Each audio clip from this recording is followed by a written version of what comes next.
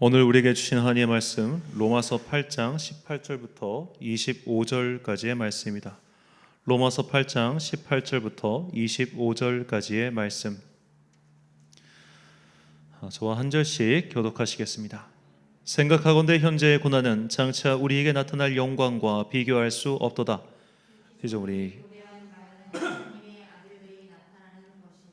피조물이 허무한데 굴복하는 것은 자기 뜻이 아니요 오직 굴복하게 하시는 이로 말미암음이라. 그 바라는 것은 피조물도 썩어짐의 종노릇한 데서 해방되어 하나님의 자녀들의 영광의 자유에 이르는 것이니라.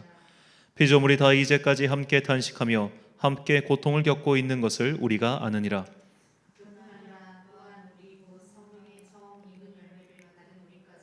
속으로 탄식하여 양자 될 것 곧 우리 몸의 속량을 기다리느니라. 우리가 소망으로 구원을 얻었음에 보이는 소망이 소망이 아니니 보는 것을 누가 바라리요? 만일 우리가 보지 못한 것을 바라면 참음으로 기다릴지니라. 아멘. 호랑이를 피하는 방법이란 제목으로 하나님의 말씀 선포하겠습니다. 바깥에서 공사를 하고 있는지 이렇게 좀 소리가 들어오는 것 같습니다. 간판 공사를 하고 있는 것 같네요. 옛날부터 이렇게 민심이 흉흉해지고 이 왕권이 교체되는 그런 혼란한 시기가 되면은 항상 민간에 퍼지는 괴이한 소문들이 있었습니다. 그런 것들을 보통 우리는 도참이라고 불러요. 도참이란 미래에 일어날 일에 대한 예언 혹은 징조를 뜻하는 말로 이런 것을 도참 사상이라고도 부르기도 합니다. 그 유명한 도참을 담고 있는 책 중에 소위 말해 그 정감록이라고 하는 책이 있어요. 요즘에도 이 책을 숭배하는 이들이 아직도 있습니다. 그러니까 앞으로 미래에는 이런 일들이 일어날 것이고 이런 미래에 얼마간이 지나면 미륵께서 이 땅에 오셔가지고 미륵께서 우리를 구원하실 것이다. 그런 식의 예언서들이 옛날부터 많았습니다. 그래서 옛날에 이제 뭐 고구려가 망할 것이다, 백제가 망할 것이다, 신라가 망할 것이다, 왕씨의 나라가 망할 것이다, 이런 식으로 여러 가지 말들이 왕권 교체기 혹은 왕권 혼란기에 항상 있어 왔고 사람들은 그런 것에 좌지우지되며 살았죠. 왜냐하면 모든 사람들이 불안할 때는 뭔가 여기서 벗어날 수 있는 방법을 찾는 것이 모든 사람들이 가지고 있는 습성이기 때문입니다. 이런 도참이 풍수지리와 우리나라에선 결합이 돼가지고 도참 플러스 풍수지리가 됐어요. 그래서 조상의 몇 자리를 바르게 쓰고 좋은 데 쓰면은 앞으로 자손만대 기륭 좋은 일만 있을 것이다. 이런 게 우리나라에 많았죠. 특히 이제 고려 시대와 조선 시대에도 이런 도참 플러스 풍수지리가 계속 있었고 사실 지금도 그렇습니다. 이 대통령 선거 나가신 분은 다 부모님, 할아버지 몇 자리 바꾼다고 하잖아요. 그런 식으로 이렇게 다들 막 조상의 음덕을 좀 받고 싶어하고 그런 마음들이 다 누구나 있는 것 같아요. 자, 이렇게 위기를 만났을 때 이런 식으로 허무맹랑한 것들에 빠지는 사람들이 꽤 많습니다. 자, 우리가 호랑이에게 물려가도 정신만 차리면 산다고 하죠. 그러니까 위기를 만났을 때 그 위기를 직면하면 살 길이 열려요. 그 위기를 잘 분석하고 침착한 마음으로 이것은 어떤 위기야. 그러니까 이 위기를 벗어나려면 내가 이렇게 하면 될 것 같아. 그런 식으로 침착하면 살 수 있는데 위기가 닥치니까 당장 그 위기에서 고개를 돌려버리고 그냥 이상한 것들을 찾아가지고 그런 위기에서 도피하거나 혹은 면책하려고 하는 그런 습성들이 모든 사람에게 있다는 겁니다. 그런데 신기하게도 이런 습성이 기독교인들에게 상당히 강해요. 자, 왜 그런가 생각해 보면 우리는 이런 착각을 많이 합니다. 예수님을 믿으면 내 일이 다 만사형통할 거야 라는 생각 말이죠. 이런 오해를 불러일으키는 찬양이 아까 우리가 불렀던 384장이에요. 이 384장이 유명한 후렴구가 있지 않습니까? 무슨 일을 만나든지 만사형통하리라. 무슨 일을 만나든지 만사형통하리라. 자, 그런데 이 찬송가의 영어 원어 가사를 보면 그렇게 안 쓰여져 있어요. 384장을 보면 Jesus do all things well 이라고 나와 있습니다. 예수님이 모든 일들을 좋게 웰하게 해주실 거야. 이 웰이라는 의미가 만사형통과는 조금 다르다는 것을 아마 느낌상 알 수 있겠죠. 그리고 무엇보다 중요한 것은 이 나의 갈 길 다가도록 이 찬송가를 작사하신 분이 F.J. 크로스비 여사입니다. 그녀는 10살도 채 되지 않았을 때, 제가 알기로는 생후 몇 개월 되지 않았을 때 시력을 상실한 맹인이었어요. 앞을 보지 못하는 사람이 무슨 일을 만나든지 만사형통하리라. 우리가 생각하는 그런 만사형통의 의미로 이 찬송가의 가사를 썼을까요? 주님께서 모든 일을 잘 되게 하실 거야. 주님께서 모든 일을 마치 바울의 말씀처럼 합력하여 선을 이루게 하실 거야. 비록 지금 내가 앞을 볼 수 없는 상황이지만 지금까지 나와 함께 하신 주님께서 이 앞을 못 보는 여러 가지 위기를 통하여 오히려 나에게 은혜를 주셨던 것처럼 지금 내 앞에 다가오는 이 삶의 위기가 분명히 있지만 주님께서 이것을 오히려 선한 것으로 바꿔 주실 거야. 이런 고백이 담겨 있는 찬송가라는 것이죠. 예수님을 믿는 사람들에게는 그 삶의 어떤 위기도 닥쳐오지 않아. 이것이 아니라 위기가 닥쳐와도 우리에게는 그것을 극복할 힘을 주시고 마침내 이 모든 과정을 통하여 선하게 만들어 가실 거야 라는 고백이 사실 여기에 담겨 있는 겁니다. 그러니까 만사형통이라는 단어는 사실 저는 좋은 번역이 아니라고 생각해요. 자, 우리는 지금 다니엘 기도회를 하고 있습니다. 우리 교회가. 근데 어제 이제 정선희 집사님 간증도 들었지만 예수님을 믿고 나서 모든 일들이 잘 풀렸어요. 그렇게 고백한 사람이 얼마나 있던가요? 저는 아직까지 다니엘 기도에서는 그런 간증자를 한 번도 본 적이 없습니다. 예수님을 믿기 시작했지만 오히려 그때부터 가세가 기운다거나 예수님을 믿기 시작했지만 또다시 새로운 문제가 터지는 등 우리가 아무리 신앙생활을 한다 한들 또 아무리 순결하게 성실하게 살아간다 한들 우리의 인생에는 항상 위기라는 녀석이 닥쳐온다는 것이죠. 그 위기를 만났을 때 패닉에 빠져가지고 막 이런저런 다른 것들로 도참이라든지 무당이라든지 여러 가지 미신적인 것들로 도피하려고 하는 습성이 만약에 우리 안에도 있다면 우리가 그런 것들을 벗어버리고 현실이라고 하는 그 위기 앞에서 우리는 바르게 분별하고 생각하는 능력을 키워야 한다는 뜻입니다. 주님께서는 우리가 맨날 아버지 쫓아와가지고 아빠 나 좀 도와주세요, 아빠 나 좀 살려주세요 이런 자녀가 되기를 원하시지 않으십니다. 주님은 우리에게 스스로 살아갈 수 있는 힘을 받기를 바라세요. 이 스스로라고 하는 것은 내 힘을 뜻하는 것이 아니라 주님께서 세워주신 그 원칙을 준수하고 살아가는 성숙한 성인이 되길 바라신다는 거예요. 자기 삶의 문제 앞에서 도피해버리는 그런 사람이 아니라 그건 아이들의 습성이고 그 문제에 직면하여 마침내 그 문제를 뛰어넘어서 더욱더 단단한 성도가 되기를, 더욱더 단단한 하나님의 자녀가 되기를 주님께서 바라신다는 바로 이 뜻입니다. 자, 그런데 우리가 이제 위기를 만났을 때 우리의 마음은 염려하게 되죠. 그래서 이 염려라고 하는 헬라어의 뜻이 참 재밌어요. 이 헬라어가 메림나오인데 마음이 분리되다라는 뜻이에요. 위기를 만나면 사람이 마음이 분리가 돼요. 그 위기를 똑바로 쳐다보고 정신을 차리는 게 아니라 마음이 분리돼 가지고 도참 같은 헛된 걸로 빠진다 이 말이에요. 그렇기 때문에 우리는 이 위기 앞에서, 위기가 오는 그 염려 앞에서 저것의 본질이 무엇인가를 생각해 봐야 됩니다. 자, 이 염려라고 하는 한자어를 보니까 참 재밌어요. 이 염려라는 한자어는 여자가 이 호랑이를 생각하는 마음입니다. 호랑이 호자에다가 생각할 사가 합쳐진 말이 려예요. 자, 왜 이 호랑이를 생각하는 게 뭐냐면 갑자기 호랑이가 닥쳐가지고 나를 물어가면 죽잖아요. 그런 식으로 우리가 위기 앞에서 호랑이를 생각하면서 벌벌벌 떠는 게 염려라는 겁니다. 자, 그래서 우리는 오늘 과연 우리에게 닥쳐오는 이 호랑이의 종류가 과연 무엇일까? 도대체 어떤 호랑이가 우리 앞에 닥쳐오길래 우리는 그것 때문에 두려워 떨기도 하고 혹은 현실을 외면하고 도피하기도 하고 이런 것일까? 그것에 대해서 먼저 생각해 보고자 합니다. 여러 가지 종류의 호랑이가 있겠지만 저는 특별히 세 가지의 호랑이를 말씀드리고 싶습니다. 첫 번째는 우리에게 공포를 일으키는 호랑이가 있어요. 공포란 이름의 위기가 있습니다.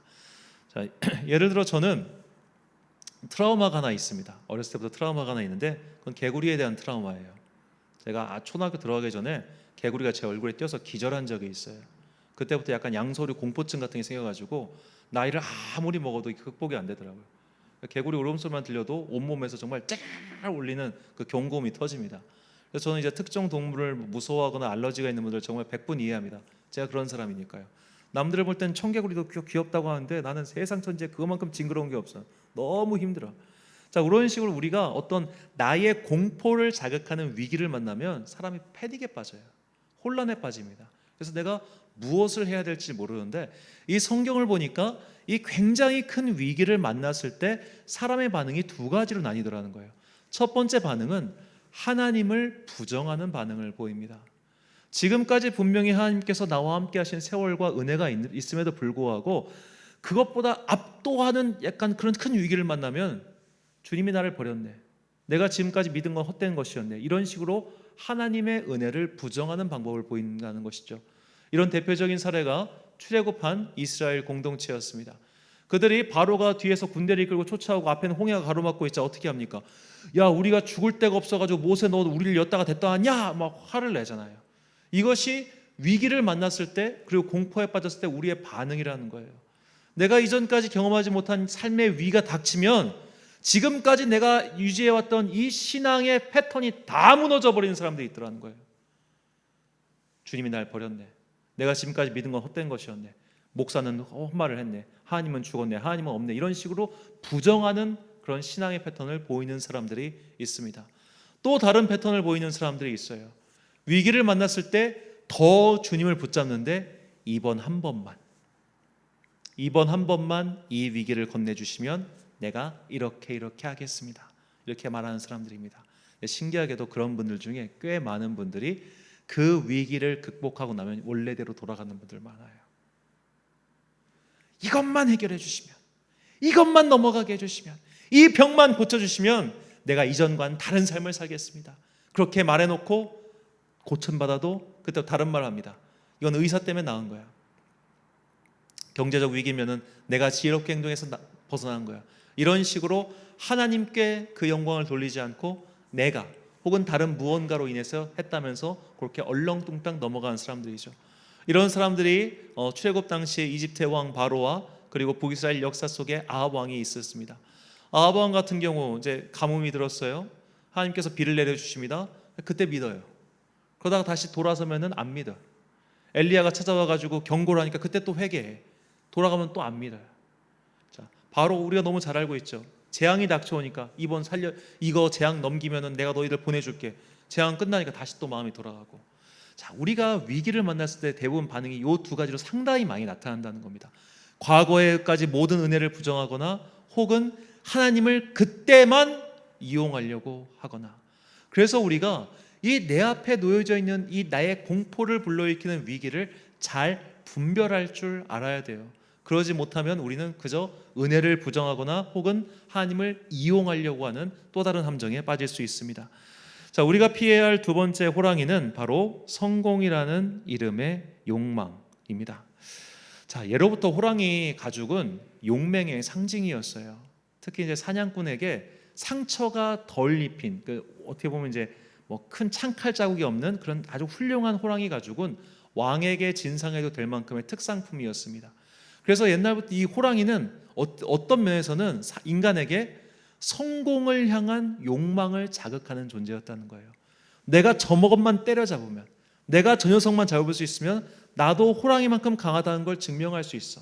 내 무의를, 내 용맹을, 혹은 그거를 가지고 이렇게 성공할 수 있어. 그러니까 호랑이는 그 사냥꾼들에게는 특히 자기의 성공을 자극하는 그런 욕망의 대상이었다는 것이죠. 이 성공의 욕망이 사실 우리에게 위기입니다. 성공의 욕망에 사로잡힌 사람들은 내가 성공의 욕망에 사로잡혀 있다는 것도 몰라요. 그리고 폭주 기관차처럼 달려가면서 결국 그 끝은 파멸에 이르게 된다는 것을 우리가 꼭 기억해야 됩니다. 성경에 나온 이런 대표적인 사람이 바로 사울 왕이죠. 자, 사울 왕은 40살에 왕이 되고 80살에 죽었습니다. 그는 이제 이스라엘의 초대 왕이었고, 사실 어떻게 보면 이제 그 초대 왕이었기 때문에 왕권을 안정화시켜야 된다는 그 마음속에 깊은 어떻게 보면 명분 같은 것이 있었어요. 내가 왕권을 안정시켜야 돼. 그래서 내 아들 요나단에게 왕위를 물려줘야 돼. 이것이 있었기 때문에 그는 겉으로는 하나님께 영광을 돌리는 듯 했지만 뒤에서는 자기를 위해서 모든 것을 차곡차곡 쌓는 것이 목적이었습니다. 성공이란 욕망을 감추고 그 뒤에 있다 보니까 정작 하나님조차 이용해 먹는 그런 사람이 된 것이죠. 그래서 그의 마지막이 얼마나 비참했는지는 우리가 잘 알고 있지 않습니까? 무당에게 찾아가가지고 어떻게 보면 그 사탄에게 속아서 그렇게 죽게 되고, 더구나 스스로 목숨을 끊고 그의 자녀들 다 죽는 그런 어떻게 보면 비참한 최후를 맞이하게 된 것은 그가 성공이라는 욕망, 그 호랑이의 어떻게 보면 그것을 목적으로 살았기 때문이죠. 자, 그 증거 중 하나가 그가 아말렉과의 전투에서 벌인 일입니다. 사무엘상 15장 12절 말씀입니다.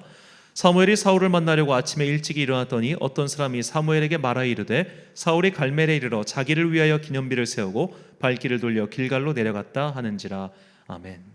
자, 사울이 자기를 위하여 기념비를 쌓습니다. 근데 이 사무엘상 15장에 보면 그보다 앞서서 여호와를 위하여 제단을 쌓았어요. 그가 정말로 하나님을 섬기는 사람이기 때문에 제단을 쌓았을까요? 그렇지 않습니다. 그는 그 제단을 쌓기 이전에 하나님께서 아말렉을 진멸시키라고 하는 그 명령을 어겼어요. 그리고 하나님께는 하품을 바치고 자기네들, 자신과 백성들에게는 상품을 가져갔습니다. 그러니까 이미 자기 욕망은 다 채운 이후에 하나님께 생색내듯이 혹은 그냥 명분 삼아서 제단만 쌓아놓고 나중에 다 끝나고 뒤에서는 이렇게 자기를 위하여 기념비를 쌓은 것이죠. 이렇게 성공이라고 하는 욕망에 사로잡혀서 거길로 달려간 사울왕의 끝이 너무나 비참했다는 것을 우리가 다 알고 있듯이 우리도 이 욕망이, 성공의 욕망이라고 하는 호랑이를 내 안에서 우리가 그것을 잘 분별해요 걷어내야 됩니다. 정신 차리고 그 녀석을 직면하지 않으면 우리가 그 성공이라는 호랑이한테 물려서 결국 사울왕처럼 패망하게 된다는 것이죠. 마지막으로 우리가 살펴봐야 될 세 번째 욕망은 바로 단독자의 욕망입니다. 자, 호랑이는 무리지어 다니지 않는 동물이죠. 호랑이는 이렇게 막 사자처럼 막 무리지어서 다니지 않고 그 자기 영역에 있고 그 영역에 누가 접근하는 것을 절대 용납하지 않습니다. 그래서 한 산에는 한 호랑이가 지배자죠. 그래서 예전에는 호랑이를 산군이라고 불렀습니다. 산의 주인, 산의 임금님이다라고 해서 이렇게 불렀죠. 자, 우리 안에는 나도 호랑이가 되고 싶어하는 욕망이 있다는 겁니다. 나도 호랑이가 되고 싶어. 어디에서나 내가 군림해야 돼. 어디에서나 내가 지배해야 돼. 어디에서나 내가 주역이 돼야 돼 라고 하는 단독자의 욕망, 이 욕망이 우리에게 위기를 불러온다는 것이죠. 자, 우리가 사실 살면서 이런 욕망을 가진 사람들 정말 많이 만날 수 있을 겁니다. 아마 어느 조직이나 그런 사람 꼭 한 명씩 있을 거예요. 내가 튀어야 되는 사람, 내가 돋보여야 되는 사람, 내 말이면 반드시 관철되어야 되는 사람, 권력욕과 지배욕을 가지고 다른 사람을 막 어떻게 보면 하는 사람들 다 있어요. 이것이 물론 꼭 나쁘다고 볼 수 없습니다. 누가 그랬는데 미국 대통령들 지금까지 그 성향을 다 분석해 보니까 미국 대통령의 80%가 다 사이코패스적인 기질을 갖고 있더라는 거예요. 사이코패스가 뭐냐면, 그러니까 사이코패스적 기질이 뭐냐면 다른 사람을 지배하고 조종하고자 하는 욕망이라는 겁니다. 그러니까 대통령쯤 되는 사람이면 그런 욕망을 다 갖고 있다는 거예요. 없으면 거기까지 못 올라가요. 자, 우리도 그렇게 어떻게 보면 돋보이고 싶고 성공하고 싶고 높은 자리에 올라가고 싶고 내가 내 산의 주인이 되고 싶어하는 욕망이 다 있어요. 없는 사람 없어요. 그런데 그것을 그대로 방치한 채 계속해서 굴러가면 마치 사이코패스가 반사회적 인격 장애를 갖고 있는 것처럼 우리도 어느샌가 믿음의 길에서 벗어나서 하나님은 저 멀리 처한 채 내가 내 삶의 주인이 되어 살아간다, 바로 이 뜻입니다. 자, 요즘에 이제 마약 범죄가 굉장히 우리나라에서도 많이 퍼지고 있죠. 근데 마약 범죄에 대해서는 참 샤강이었던가요? 유명한 말이 있습니다. 나는 내 몸을 파괴할 권리가 있다. 나는 내 몸을 파괴할 권리가 있다. 그가 공항에서 마약 단속에 걸리자 한 말이었어요. 자, 이 말이 요즘 사람들을 그렇게 마약을 하고 하는 사람들의 아마 마음일 겁니다. 내가 남한테 피해 주냐? 나 피해 줬냐 내가? 내가 그냥 내 몸 망치겠다는데 니들이 뭔데? 왜 국가가 이걸 단속해? 이렇게 얘기할 겁니다. 나는 내 몸을 파괴할 권리가 있다. 그걸 잘 생각해 보면 내 인생의 주인은 나야. 내 삶은 내 거야. 왜 너희가 간섭해? 이런 생각입니다. 자, 이것이 얼마나 성경의 가르침과 뭔지 잘 생각해 보십시오. 성경은 우리에게 이야기합니다. 너의 삶의 주인은 네가 아니라 하나님이야 라고 말이죠. 우리는 삼위일체 하나님을 나의 주님으로 모시는 그리스도인입니다. 그러므로 내 삶의 주인은 내가 아니라 하나님이세요. 그 하나님을 나의 주인으로 삼고 살아가야만 우리는 단독자가 되고 싶어하는 이 욕망의 위기에서 벗어날 수 있습니다. 지금도 세상은 우리에게 계속 속삭이죠. 너의 주인은 너야. 그러니까 너의 뜻대로 살아. 너의 행복을 위해서 살아. 네가 만족스러운 것을 위해서 살아. 그렇게 말입니다. 그러나 그렇게 살면 결국 죽을 뿐이라는 것을 우리는 꼭 기억해야 됩니다. 자, 그렇다면 우리는 어떻게 해야 이런 욕망의 호랑이들, 단독자의 호랑이, 그리고 공포라고 하는 호랑이로부터 벗어나서 의와 진리와 생명의 길을 바르게 갈 수 있을까요? 오늘 본문은 그 방법을 우리에게 가르쳐주고 있습니다. 본문 18절 말씀입니다. 생각하건대 현재의 고난은 장차 우리에게 나타날 영광과 비교할 수 없도다. 아멘. 자, 여기서 생각하다라는 단어에 주목해야 합니다. 생각하다라고 번역한 헬라어는 로기조 마이입니다. 이 단어는 헬라어 단어 로고스의 동사형이에요. 로고스는 이론, 조직, 시스템이라는 뜻입니다. 여기서 영어 단어 로직이 나왔어요. 논리, 이치라는 뜻이죠. 즉 생각하다, 이 말의 뜻은 너의 안에 규칙을 세워라예요. 이론을 세워라. 법칙을 세워라. 그것이 뭐냐? 하나님의 말씀의 법칙.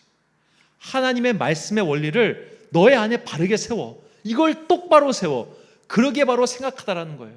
그것을 우리가 똑바로 세울 때 우리는 뭘 마련하게 되냐? 바로 해석의 틀을 갖추게 됩니다. 이 해석의 틀을 갖추고 나면 이 해석의 틀을 가지고 여러 가지 호랑이, 즉 위기들을 분별할 수 있는 능력이 우리에게 생긴다는 것이에요. 이것은 마치 만류인력의 법칙과 비슷합니다. 자, 뉴턴이 만류인력의 법칙을 발견했어요. 큰 질량을 가진 것이 더 작은 질량을 끌어당긴다는 인력을 그가 발견한 것이죠. 그 다음부터 과학자들이 어떻게 합니까? 그 만류인력의 법칙을 가지고 다른 여러 가지 현상들을 해석하잖아요. 아, 무거운 것이 끌어당겨. 그러니까 지구가 우리를 끌어당겨서 우리는 지구에서 떨어지지 않는 거야. 무거운 것이 끌어당겨. 그러니까 달은 저쪽으로 떠나지 않고 달이 지구의 인력에 끌려서 이렇게 붙어 있는 거야. 지구가 왜 저 태양계 밖으로 떠나가지 않을까? 태양이라고 하는 인력이 우리를 끌어당기고 있어서 그래. 자, 이런 식으로 하나의 원리를 세우니까 나머지는 그걸로 척척척 해석을 하듯이 우리가 내 안에 이 신앙의 로직, 말씀의 로직을 세우고 나면 그거를 바탕으로 나머지 것들을 해석해 나가면 된다는 거예요. 그럼 이 말씀의 로직이 무엇이냐? 본문이 다시 설명합니다. 22절 말씀. 피조물이 다 이제까지 함께 탄식하며 함께 고통을 겪고 있는 것을 우리가 아느니라. 아멘. 자, 성경은 우리에게 분명한 로직을 알려줍니다. 그것은 바로 이 세상은 죄로 인해 일그러졌다는 거예요. 그래서 이 세상에는 고통과 신음과 아픔이 끊이지 않는데 이것이 언제 끝나느냐? 바로 예수 그리스도께서 이 땅에 다시 오실 때 끝난다고 성경은 분명히 그 원칙을 세워서 우리에게 가르쳐주고 있습니다. 그러므로 믿는 우리가 이 땅을 살아가는 동안 어려움을 겪는 건 당연한 거예요. 왜냐? 세상이 죄로 인해 일그러져 있으니까. 마치 다람쥐 통에 우리가 들어가 있는데 난 다람쥐 통에서 벗어나갈 거야. 이 다람쥐 통은 틀려 먹었어. 이렇게 말해도 거기서 벗어날 수 없는 거가 똑같습니다. 그건 고정되어 있는 틀이에요. 바뀔 수가 없어요. 그러니까 예수를 믿음으로 만사 형통한다는 그런 거는 해괴한 논리입니다. 이미 일그러진 세상 속에 우리가 살고 있기 때문에 우리의 삶의 모든 문제의 총체적인 해결은 우리가 주님을 배움는 날, 그리고 주님께서 이 땅에 오시는 날, 그때 해결이 되는 거예요. 그렇다면 우리는 그때까지 무엇이 필요하냐? 믿음의 인내가 필요한 겁니다. 끝까지 인내할 수 있는 믿음이 필요하고 이 인내할 수 있는 힘을 성령님께서 우리에게 주신다는 거예요. 이것이 성경이 처음부터 끝까지 한결같이 이야기하고 있는 하나님 나라의 원리이며 성경의 로직입니다. 이 로직을 너의 가슴 속에 새기고 살아가라. 그리고 그 로직으로 여러 가지 것들을 판별해라. 그러면 그때 더 이상 호랑이는 호랑이가 아니게 될 거야. 이것이 오늘 말씀을 통하여 우리에게 주시는 하나님의 메시지입니다. 위기는 계속해서 올 겁니다. 내면의 위기이든 외면의 위기이든 우리 삶의 위기가 그칠 날은 없어요. 그런데 그 위기가 닥쳤을 때 내가 그것을 바르게 분별하고 해석하는 능력을 갖추면 그 위기가 나를 잠식시키지 않고 내가 거기서 벗어나서 때로 새로운 생명의 길을 찾아갈 수 있게 된다는 뜻입니다. 이 원리를 보여준 사람이 바로 다윗입니다. 자, 다윗은 삶의 원칙을 세웠습니다. 하나님의 말씀의 원칙을 분명히 세웠고 그 원칙대로 살아갔어요. 위기가 닥쳐와도 그 원칙을 흔들지 않았습니다. 다윗이 세운 첫 번째 원칙은 여호와의 기름 부은 자를 해하지 않는다는 것이었어요. 사무엘상 26장 23절 말씀입니다. 여호와께서 사람에게 그의 공의와 신실을 따라 갚으시리니 이는 여호와께서 오늘 왕을 내 손에 넘기셨을 때 나는 손을 들어 여호와의 기름 부음을 받은 자를 치기를 원하지 아니하였음이니이다. 자, 다윗은 이제 두 번 사울 왕을 직접 죽일 수 있는 기회가 있었습니다. 그러나 두 번 다 내가 여호와의 기름 부은 자를 해할 수 없다라고 하여 그 기회를 거절하지요. 자, 다윗은 지금 그 기회를 거절할 만큼 넉넉한 형편이 아니었습니다. 당장 이 400명의 600명의 부하들 그리고 자신 그에 딸린 가족들까지 하면은 근 1000명 가까운 집단이 움직여 다녔어야 됐어요. 거주할 곳이 없이 빙글빙글 돌아다녔습니다. 더구나 먹을 것과 마실 것과 입을 것은 어떻게 하면 되겠습니까? 그것을 전부 다 자급자족 조달하면서 살아가야 되는 사실 불황민, 거의 거렁민 같은 상황이 다윗의 상황이었어요. 지금 저 사울 왕만 죽이면 이 문제가 해결이 돼요. 그런데 내가 여호와의 기름 부은 자를 해칠 수 없다라는 그 원칙을 그가 깨달았고 세웠기 때문에 그 위기의 순간에도 그걸 지킵니다. 그 결과 하나님께서 기름 부어 세운 다윗의 왕권을 예수 그리스도까지 영원까지 이어주시잖아요. 원칙을 세우고 그것을 지켰을 때, 물론 그 원칙은 자신의 경험칙이 아니라 말씀, 즉 하나님의 뜻에 따른 원칙을 세우고 그것을 지켰을 때 주님께서 그와 함께 하시고 그에게 복을 주셨습니다. 다윗은 또 두 번째 원칙을 세웁니다. 자, 다윗이 그의 부하들과 함께 시글락에 있었을 때 그 시글락에 이방 족속이 쳐들어와서 그의 재산을 다 탈취해가고 그의 가족들을 모두 빼앗아 갑니다. 그때 다윗과 600명의 병사들이 그들을 추격해 가는데 200명이 뒤로 쳐져요. 지쳐서. 그래서 다윗이 나머지 400명만 이끌고 그 적들을 물리치고 재산과 가족들을 다 데리고 돌아옵니다. 그때 이 400명 중에 일부 불량한 사람들, 성경 원문에는 베리알의 아들들이라고 나오는데 그 일부 불량한 사람들이 이렇게 얘기합니다. 쟤들 200명은 쉬었잖아요. 일 안 했잖아요. 그러니까 뭘 주면 안 돼요. 쟤들한테 가족들만 주고 재산은 전부 우리 거. 우리는 노력했으니까, 우리는 수고했으니까. 다윗은 이들의 말에 동의해 주지 않습니다. 왜냐하면 성경이 이전부터 끊임없이 얘기하는 것, 너희는 강한 자가 약한 자를 돌봐줘야 돼. 너희 힘 있는 자가 힘 없는 자를 돌봐줘야 돼. 이 원칙을 그가 알고 있었고 그가 그 원칙을 세웠기 때문에 그는 그 말에 흔들리지 않고 오히려 이 약한 사람들도 우리와 함께 누려야 돼라고 하는 것을 천명하지요. 사무엘상 30장 23절부터 25절까지 말씀. 다윗이 이르되 나의 형제들아 여호와께서 우리를 보호하시고 우리를 치러 온 그 군대를 우리 손에 넘기셨은즉 그가 우리에게 주신 것을 너희가 이같이 못하리라. 이 일에 누가 너희에게 듣겠느냐? 전장에 내려갔던 자의 분깃이나 소유물 곁에 머물렀던 자의 분깃이 동일할지니 같이 분비할 것이니라 하고 그날부터 다윗이 이것으로 이스라엘의 율례와 규례를 삼았더니 오늘까지 이르니라. 아멘. 자, 이처럼 다윗은 하나님의 원칙을 자식의 가슴속에 새겼고 그 원칙대로 살고자 끊임없이 노력하였습니다. 물론 실수할 때도 많았고 괴로울 때도 많았고 그도 잘못할 때가 많았습니다. 하지만 그가 그런 원칙을 세웠을 때 그는 위기 때문에 스스로 포기하거나 절망하거나 완전히 그냥 나가 떨어지는 그런 위기까지 처하지 아니하고 어떻게든 살 길을 찾았고 또 주님께서 그에게 살 길을 열어주신 것이죠. 이것이 우리가 삶 속에서 말씀의 원칙, 하나님의 원칙, 그 로고스를 나의 원칙으로 세우고 그 틀을 가지고 살아야 하는 이유입니다. 우리가 이런 틀을 가지고 살아갈 때 항상 우리에게 위기가 닥쳐올 것이지만 그 위기 속에서 주님께서는 호랑이에게 물려가도 정신만 차리면 산다라는 그 속담의 말처럼 우리에게 살 길을 열어주실 것입니다. 시편 119편 108절과 109절 말씀 함께 읽겠습니다. 시작. 여호와여 구하오니 내 입이 드리는 자원 제물을 받으시고 주의 공의를 내게 가르치소서. 나의 생명이 항상 위기에 있사오나 나는 주의 법을 잊지 아니하나이다. 아멘. 사랑하는 천안 광성교회 성도 여러분, 그리고 이 예배를 함께 드리고 계신 귀한 주님의 자녀 여러분, 우리는 죄로 인해 일그러진 세상 속에서 태어났고 또 그 세상을 살아야만 합니다. 그런 세상에서 위기가 없을 수가 없음을 꼭 기억하십시오. 성경은 우리가 예수님을 믿으면 만사 형통할 것이다 단 한 번도 그렇게 이야기하지 않습니다. 예수님을 믿고 그 믿음의 원리를 따라 살면 위기가 닥쳐도 그 위기에서 벗어날 수 있다라고 말할 뿐입니다.